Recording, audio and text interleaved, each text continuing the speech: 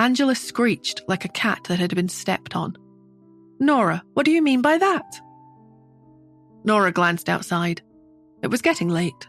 She wanted to get back to see Cherry and get some sleep. Not wanting to waste any more time, she said, "Angela, congratulations on your engagement, but you're not getting a wedding gift from me." Without another glance at her family, Nora stood up and walked out. Henry shouted after her, "Stop right there, Nora." But she ignored him. As she reached the front porch, Angela came running up to block her path. "Just tell me the truth, Nora. Are you going to try and take Anthony back? Is that why you're really here?" Nora shook her head. "Get out of my way."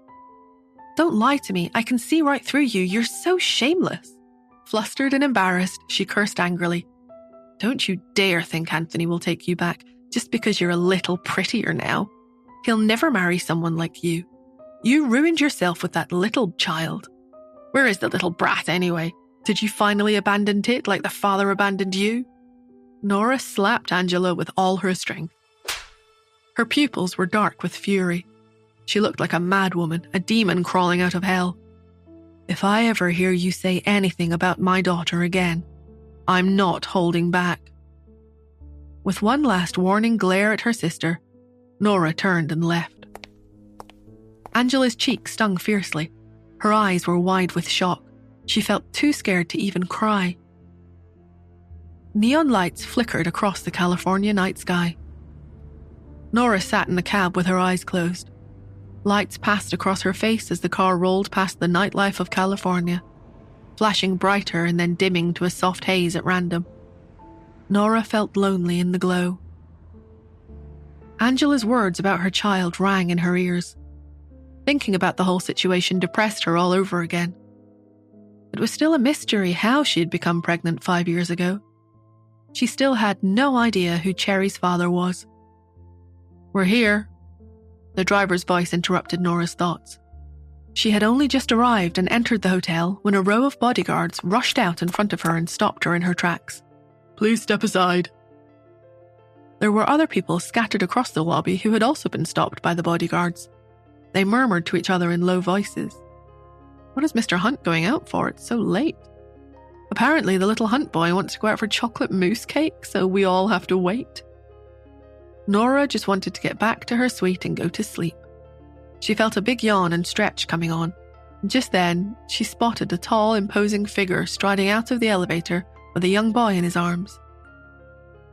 The man kept his gaze straight as he walked forward. However, as he was about to walk past Nora, he came to a sudden halt. He looked at her piercingly and said in a deep voice, "Miss Smith?" Nora froze mid-yawn. Nora stared at Justin, her mouth hanging half open in astonishment. The man was very tall, standing at just a little over 6 feet tall. He was dressed in a black bespoke suit that drew the eye to his long, straight legs. The lavish hotel lights spilled across his blank expression, highlighting the angles of his face. He radiated arrogance. However, the mole at the corner of his eye brought a charming touch of human beauty to his cool conduct. For all his haughtiness, his manner was restrained. The little boy he was holding also wore a suit. He had buried his head in the man's shoulder. A casual onlooker might have assumed he was just a shy child, but he had been taught to hide his face when he went out in public. The Hunt family feared the media might try to take photos of their youngest child and start trouble for him. But Nora was in no mood to wonder about the child in Justin's arms, or appreciate Justin's good looks. She had more important things to worry about. Had Justin Hunt found out that she was Athena? The alarming idea had just occurred to her when she noticed Justin's frown. He looked straight at her and said, "Stay away from my son. Also, you're not my type." His voice was deep and melodious, smooth and musical to the ear. It made people want to hear him speak a little more, at least until they were driven away by his chilly aura. Nora's eyelids had been drooping because of drowsiness, but now they widened big and round in confusion. Before she could recover from her surprise, he turned away and strode off.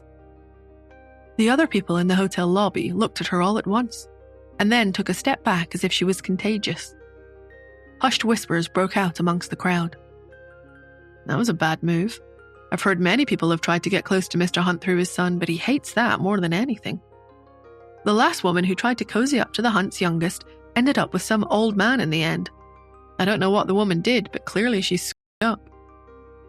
It was only when she overheard their comments that Nora finally understood why Mr. Hunt had spoken to her so rudely. She shook her head in disbelief at his arrogant assumption. Is that man out of his mind?